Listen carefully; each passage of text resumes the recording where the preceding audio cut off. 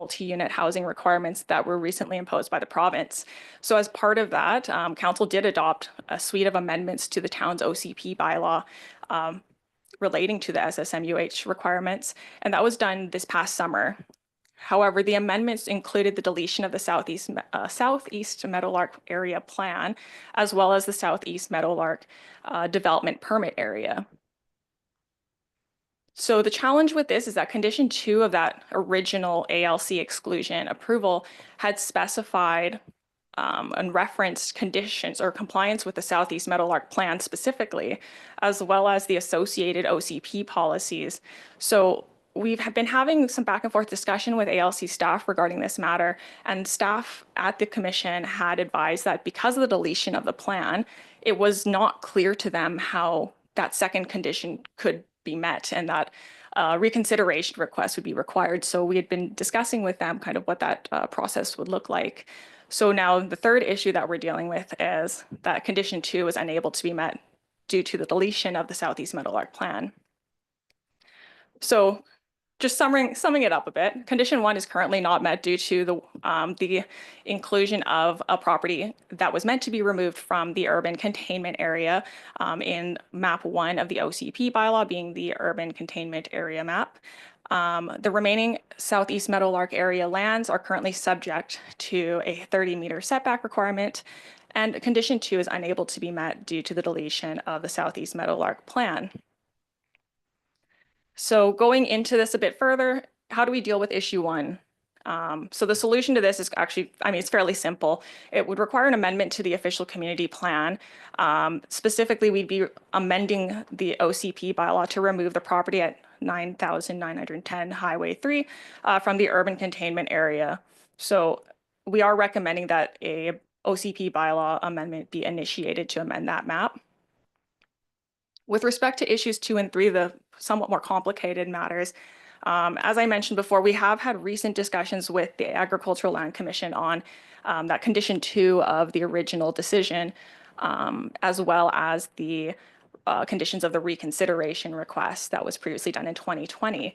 So leading up to this committee meeting on January 23rd, 2025, staff did advise us that the conditions of the 2020 resolution, which were a product of the town's previous reconsideration request, actually do apply to phase 3 of the Meadowlark development, which is currently under a current active subdivision application, and that overall the decision is not affected by the repeal of the Southeast Meadowlark area plan. ALC staff have also confirmed that these conditions would also apply to 6 other parcels in the Southeast Meadowlark area, which I've shown in blue on my presentation. However, we do require further clarification from the commission on this because a lot of those conditions speak specifically to Meadowlark Drive, but as you can tell, Meadowlark Drive only cuts partway down the western side of the plan area. So we're not really sure how all of those conditions would apply to the southerly parcels that you see on the map. So with respect specifically to the 30-meter setback, as I mentioned, for the remaining Southeast Meadowlark area lands, the commission did confirm that original decision back in 2010 and that condition does apply to all the other parcels. So we're looking at a 30-meter setback, which is seen to be quite onerous for a lot of specifically the smaller parcels in this area. So we did a bit of an analysis here with the map that we're providing, and we do note that a 30-meter setback could effectively sterilize some of the smaller parcels that you do see in Meadowlark. And just as a comparative note, the small-scale multi-unit residential zone that applies to a majority of the lands that's north of the pond, those setbacks are only 1.5 meters to 3 meters. So quite a stark deviation there. Additionally, we did flag that the 2010 decision from the ALC and the 2020 decision from the ALC appear to contradict each other in how they measure that setback. One refers to the ALR boundary, which does apply to some of the road right-of-ways here, but the 2020 decision refers to the setback being taken from the closest ALR parcel that's not a road, and that makes quite a difference. And I've illustrated here what that looks like. This is approximately taking 30 meters, and this is, again, very approximate from the ALR boundary, which is at the road, versus at the next ALR parcel. So taking it from the road effectively sterilizes the entire parcel because the setback applies to the whole parcel, because some of these lots aren't even 30 meters deep. But if you take it from the road, you're still limiting this development all the way to the rear of the property, and you would likely need some sort of variance permit to actually develop it out, and you wouldn't be able to really undertake much density on these lots. So, I mean, this is a very obviously, I think, extreme example, but there are lots that are this size that could be impacted by this. So we really need some clarification, I think, from the commission on this matter. So just an additional challenge, as I mentioned, that condition from 2010 was incredibly vague. So it references the Southeast Meadowlark Plan, which again no longer exists. So it's really difficult to determine compliance because it references consistency with the Southeast Meadowlark Plan policies and the Town of Osoyoos OCP policies that are referenced in that plan, which, you know, if you're familiar with the plan, it is quite a lengthy document that contains a number of policies. So how we go about determining full consistency with all of those to get this excluded is a bit challenging. But clearly the condition itself only referenced select policies being density, setbacks, and what they consider to be quote unquote appropriate buffering and fencing, which doesn't leave us with much to, I think, determine compliance based off of. So as mentioned, we have discussed this with ALC staff, and a reconsideration request is a tool that can be used to seek a modification of the conditions which have previously been imposed by the commission in relation to an agricultural land commission application. And they did flag that this would be an opportunity to, the use of a reconsideration request would be an appropriate tool in this case. Now, in advising us that we could use this tool, they had indicated to us that we should be explaining to the commission as to why and when the Southeast Meadowlark Plan was removed from the official community plan, and also propose alternative conditions. Additionally, in the 2020 reconsideration request, the commission had also indicated that they're willing to consider alternative setbacks, fencing, and buffering proposals where that 30-meter setback is not feasible. However, the reconsideration request proposal should address any concerns that were previously identified by the commission in both its original and its reconsideration decision. So overall, the intent of the proposed reconsideration request would be to address the recent changes that we've been dealing with, both at a local and a provincial level.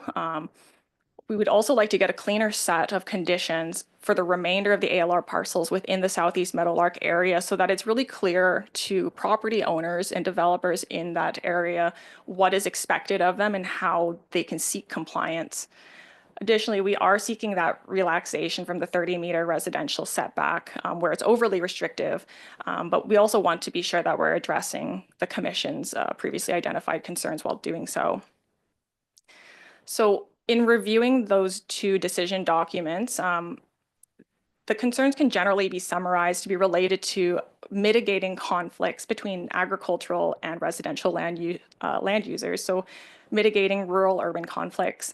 And you know, we do acknowledge that the introduction of more urban land uses such as residential development in areas that have generally been rural in nature, like areas that were largely comprised of agricultural production, can result in a number of conflicts.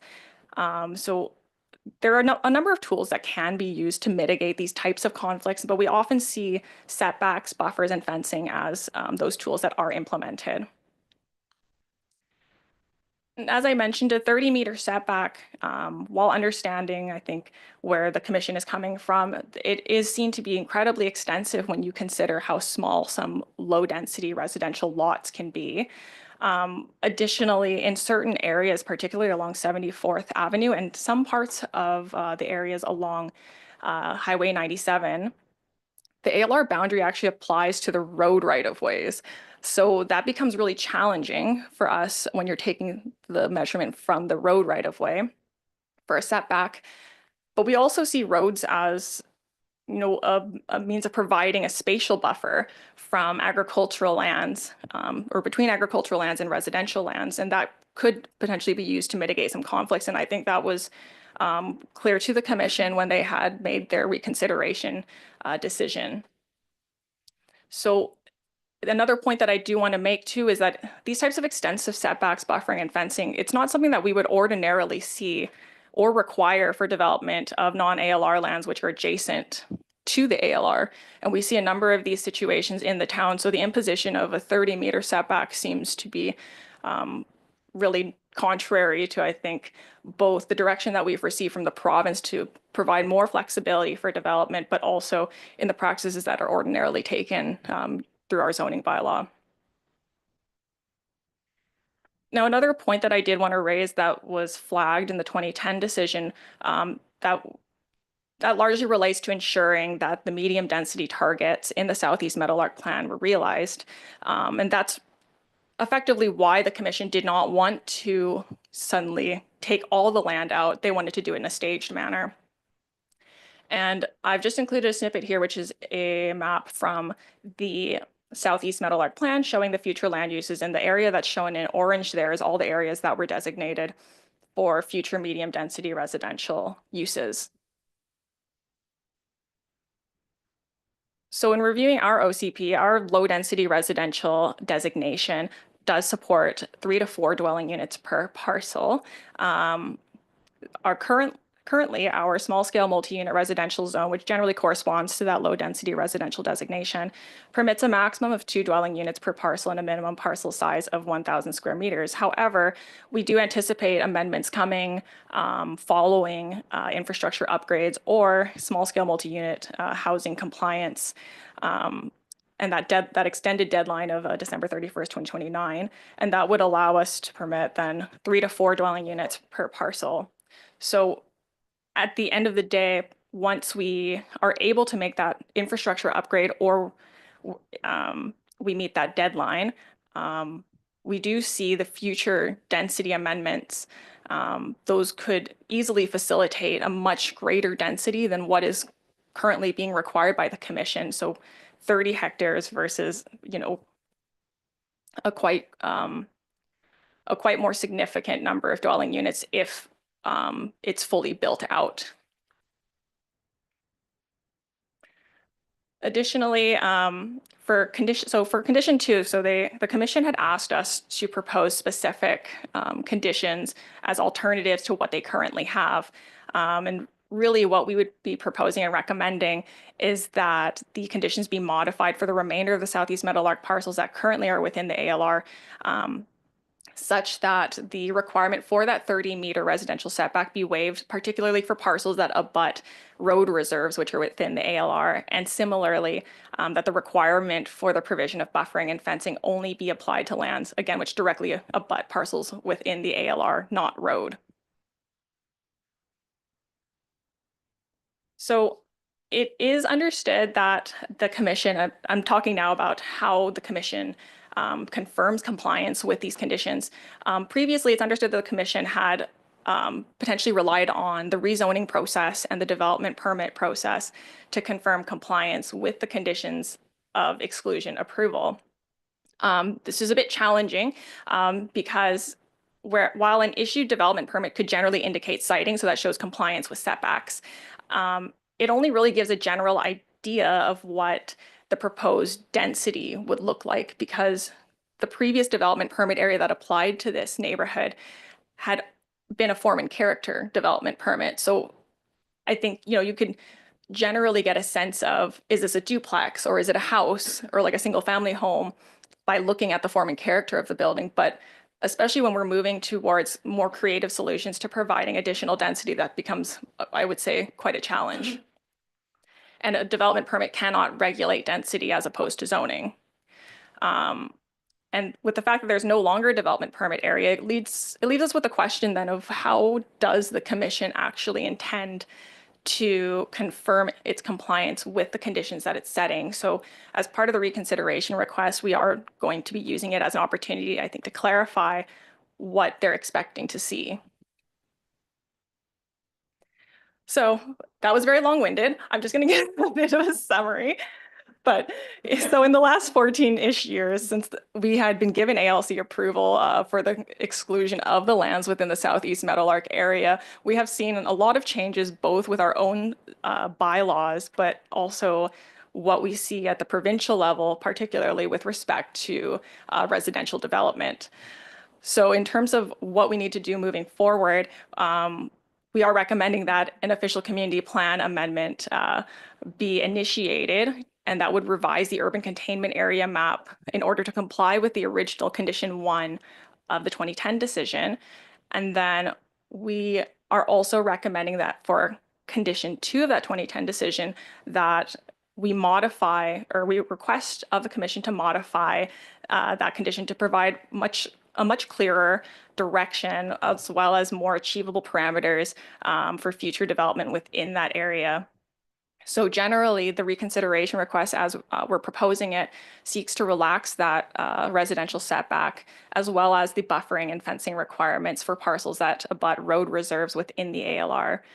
And depending on the outcome of the commission's reconsideration request consideration, we may require one or more bylaw amendments.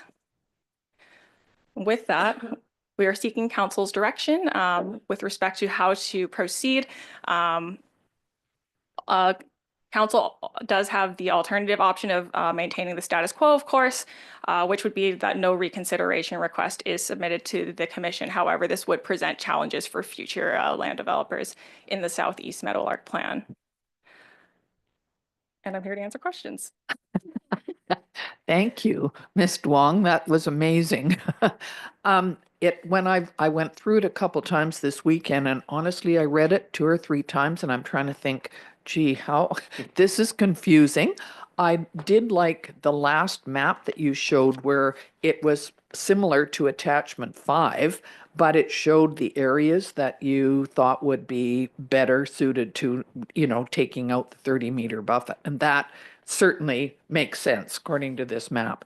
So we'll certainly open this to questions. Go ahead, Councillor King. Thank you, Madam Mayor. Just one question. If they had to put up a fence, does it have to be wood or could it be cement or wire? At this point, I would say that the commission's been quite clear with respect to it being a solid wood fence, so no alternatives have been provided for in their conditions. Right now, they do have a cement fence along Highway 97. So that's why I'm asking the question. And that was put in when the 26 lots were done, because we thought it would be a good idea. And it has 2 signs on it. One, because it includes the fire hall, and then one for the lots. So that's a good question Councillor King has asked. Is that legal? What's there? It has to be. It's been there for, I don't know, 10 years or maybe 5. I can't remember. What do you think? So I believe you're referencing the parcels which are currently already excluded from the ALR. So with that in mind, I guess we're not necessarily concerned then with meeting the conditions to take them out. So. Okay, go ahead. Just follow up last question. So if this gets passed and they decided to put a fence up, could they come to us and ask for a different type of fence, or are they locked into wood? I think it's something that we would have the flexibility to ask for their flexibility on, instead of requiring something incredibly, I think, prescriptive. So this reconsideration request is an opportunity to ask for what we would like to see.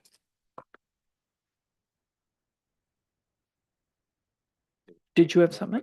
I know on the the northwest corner, they've added a fairly high wood fence in that area, and I'm wondering if that was due to that requirement. So.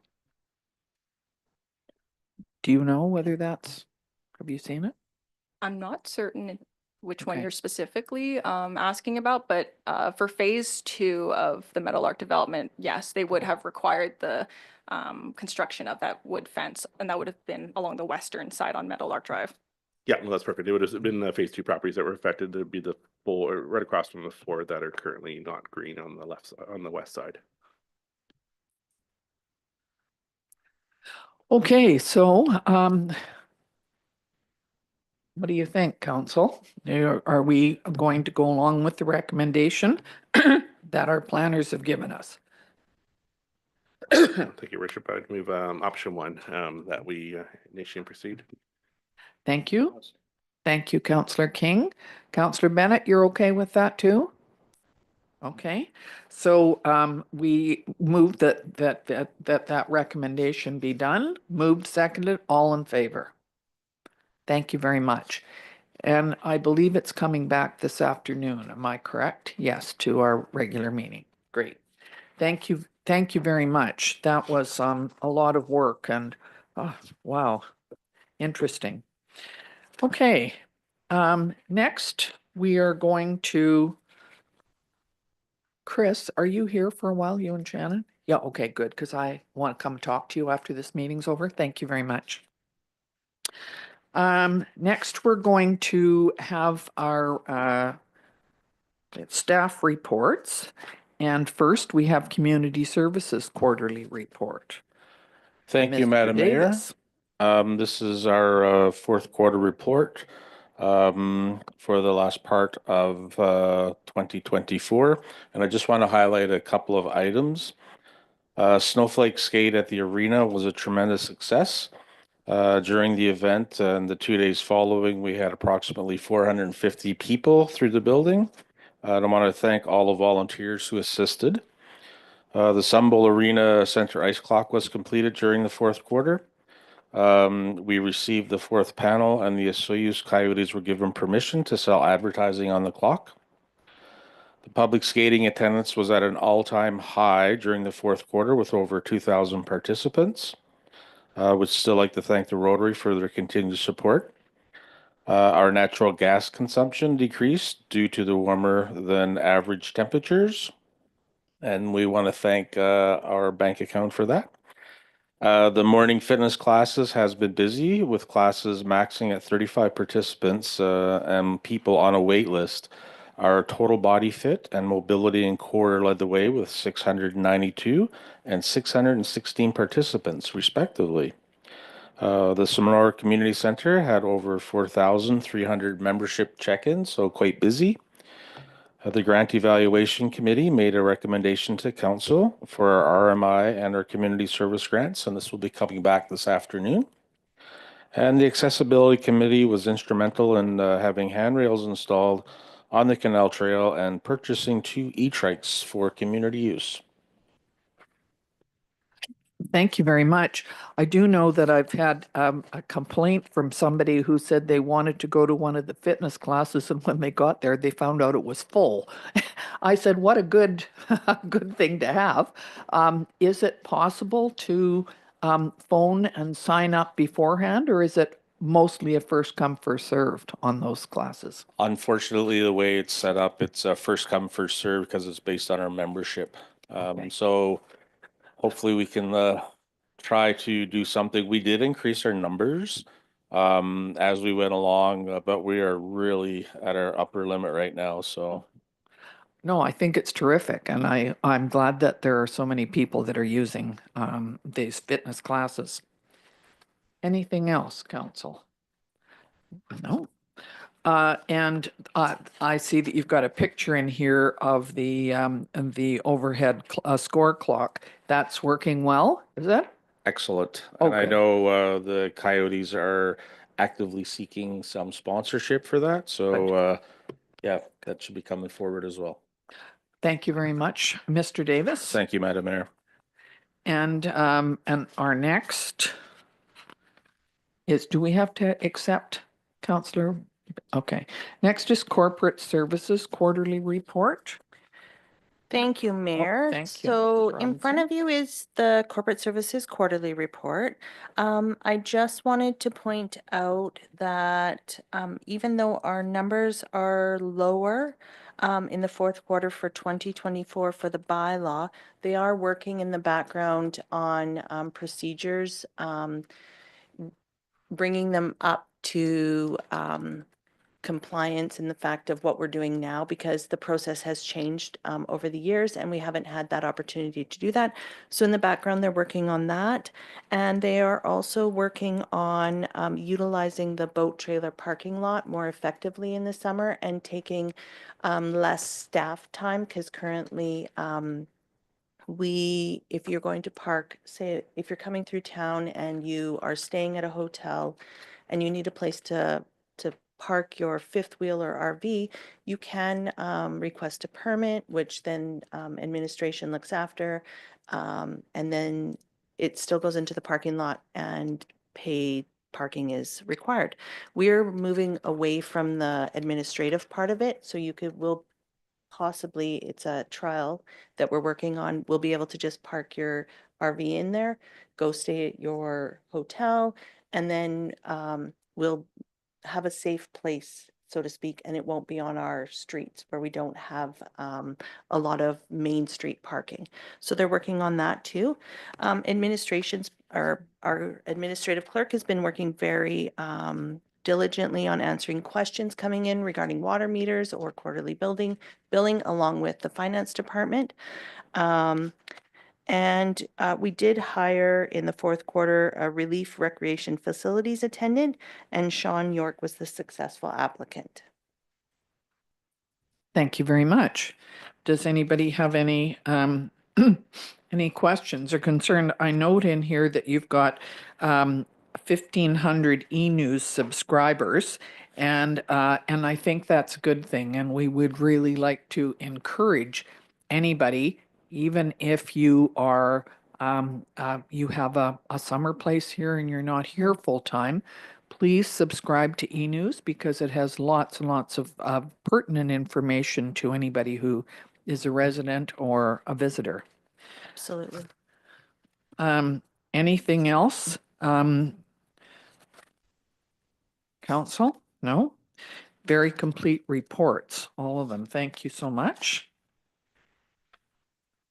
Okay, good. Next is the Fire Department quarterly report. Thank you, Mr. Your Worship. Risman. Again, want to thank our firefighters for the work that they do. As we know, they're in essence volunteers, and they put in a lot of hours, and the report illustrates that. First of all, the positive news is call volumes have declined a little bit over 2023, basically about 15% lower than last year. So that's good news. As far as again, back to the dedication of our firefighters to the community over the past bit, they put in 828 hours of volunteer hours. I mean, that's just an incredible dedication to the community. We also had 5 firefighters basically signed up last quarter 2024, and later on this afternoon, as far as my bi-weekly update, those firefighters have now taken their preliminary training, so that's fantastic, and we continue to get volunteers from the community to support this critical service. And the other important piece regarding fire in the community is just public education, and nearly 120 hours went into the last quarter and educating the public on fire awareness and that type of thing. So again, just very pleased with their volunteers in our community and the work that they're doing. Inspections did fairly well over the year. A bit of a decline in our goals. Basically, we hit about 80%, and that's largely due to a reduction in full-time staff. But again, keeping the wheels on most of the other things, which is fantastic. And the highlight was engine 193 was replaced with a new fire truck, which I know council was involved with late last year as far as pushing it into the fire department. So that's a great addition to the department. And that concludes the fire department's report. Thank you. I noticed that there are 4 or 5 young men. I think they're men, and I'm not sure whether there's any women in there, girls, boys, that have joined the fire department as kind of junior members, are they? These are people that are still in school, but they're interested in becoming part of the fire department and they have joined. I think that's terrific. So. It is, and I've been able to go up to the fire department a couple times over the past quarter, and I've been able to meet with those folks, and yeah, no, it's fantastic to see the next generation of firefighters, and yeah, and their involvement and their active participation in some of these training sessions. So, absolutely, Your Worship, it's great to see that young involvement. Thank you very much. Any other? Go ahead, Councillor King. Thank you, man. First, I'd like to thank all the fire department, what they do for our town, keep us safe. Just a question. I thought we were going to do some comparisons for last year so we know and like you were going to add a line to the responses from last year to kind of compare. So in some areas, so through Your Worship, yeah, last year we started working on the consistencies within each of the quarterly reports, and due to significant staffing reductions, we put again that project on hold.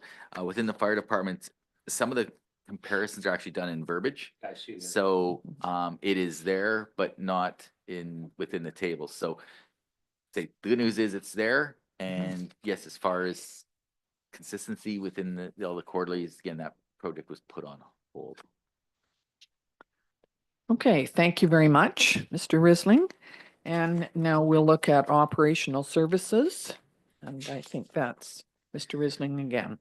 Thank you, Your Worship. I first want to thank the Operational Services Department. As everyone knows, the area has been decimated with vacancies, and just truly a hats off to the folks for keeping the wheels on, especially the two Daves, the superintendents that are putting in double duty to deal with the things that are required. So overall, some of the maintenance things have been reduced just due to a reduction in staff.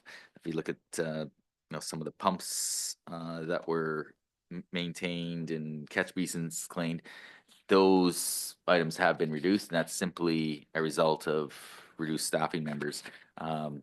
Ensuring that I guess the most critical items are being completed, and so that council's been aware of that and shifted, I guess, their resources to the absolute most critical items. And other than that, again, a lot of our capital items are directed to the operations area. We are behind on a lot. I've completed a few. Even within the last month or two, we've been fortunate enough to acquire some additional resources, and so some of these items have now been tendered and are in the process. So we're going to hopefully get back on track, but there is a bit of delay in a lot of the capital projects, but hopefully over this next few months we can get caught up, or at least bring them back onto track of being completed. And that concludes the report from the operations department. Thank you very much. And I noticed right at the end, 2024 projects of note, that the project status of the universal water metering is at 63% now, and that's a good thing. So that looks like we're moving forward with those. Absolutely. That's one project that has been, I guess, Highlighted for sure. kept on track here, at least the last little bit. And again, we want to thank citizens of the Suez for accommodating some of the disruption when Neptune comes in, and for the most part, a lot of the comments back have been positive. But again, it is change, and we're going to be working through those, and over the next year or so, hopefully we can get some data and start developing some type of a rate model that includes both a constant rate as well as a variable rate. So yeah, thank you. Thank you. Did you have a question, Councillor King? Since you brought up water meters, thank you, Madam Mayor. If I own a single family house, does my water meter go inside the house or outside the house? Or is it on a big kind of a?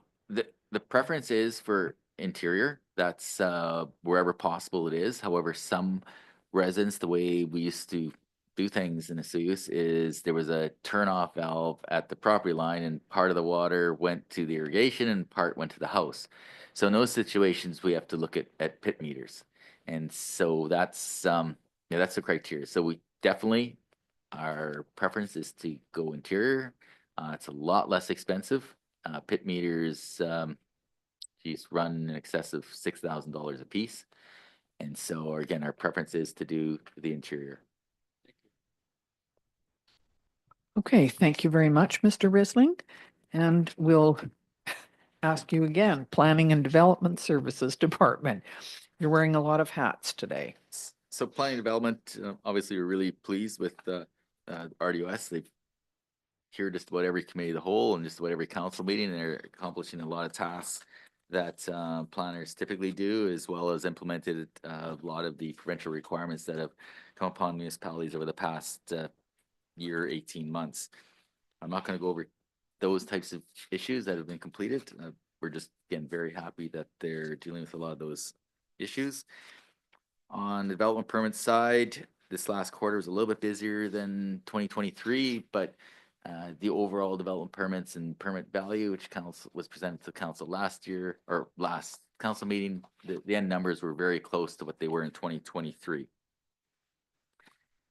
The one thing that's probably a bit of a highlight is just the number of inquiries and the busyness of staff. And overall, our in-person and emails have increased about 15% over 2023. So I don't know if that's a signal of hopefully new future development or exactly what it is, but obviously the team is absorbing additional workloads, and just wanted to bring that up for council's information. And that concludes the planning update.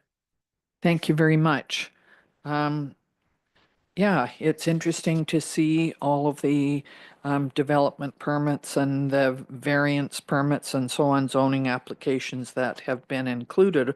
Oh, and that's over 5 years. So that's a interesting comparison, and we certainly understand why things are different for sure.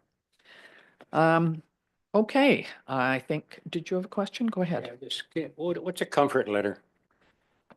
Through your worship, yeah, comfort letter is something that we've actually been pushing harder over the last year or two, which is consistent with most other jurisdictions.